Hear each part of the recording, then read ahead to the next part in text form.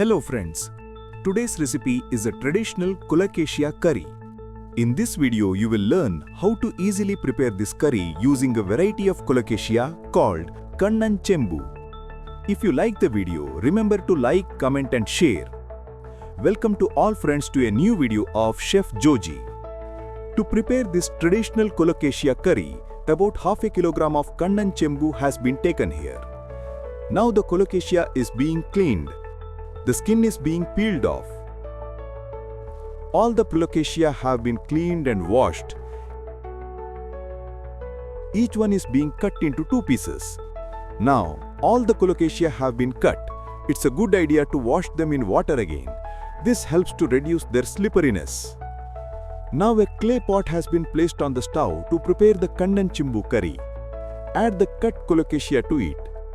Add 2 split green chilies. Add 2 sprigs of curry leaves. Add half a teaspoon of turmeric powder. Add half a teaspoon of chili powder. Add the required salt for the Colocasia curry at this time. Now add Malabar tamarind. A large piece of Malabar tamarind has been added. You can also use regular tamarind, but I am using Malabar tamarind here. Now pour enough water for the Colocasia to cook. Cover it with a lid and cook. At this time, take a small mixer jar, add 1.5 cups of grated coconut, add a quarter teaspoon of cumin seeds. Now use the mixer to make a fine paste, adding enough water. After about 7 to 8 minutes, open the lid.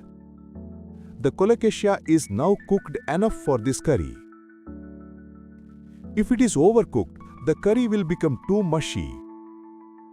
To check if it is cooked, you can simply poke it with a stick or a skewer.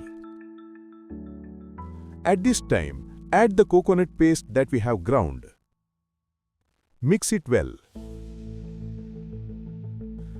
Let it simmer for about 2 to 3 minutes. This is to get rid of the raw smell of the coconut. After that, turn off the stove. At this time, place another small pan on the stove. When it's hot, add about 1.5 tablespoons of coconut oil. When the oil is hot, splutter half a teaspoon of mustard seeds. Add 2 dry red chilies. Also add 2 sprigs of curry leaves. Now add 2 or 3 finely chopped small onions.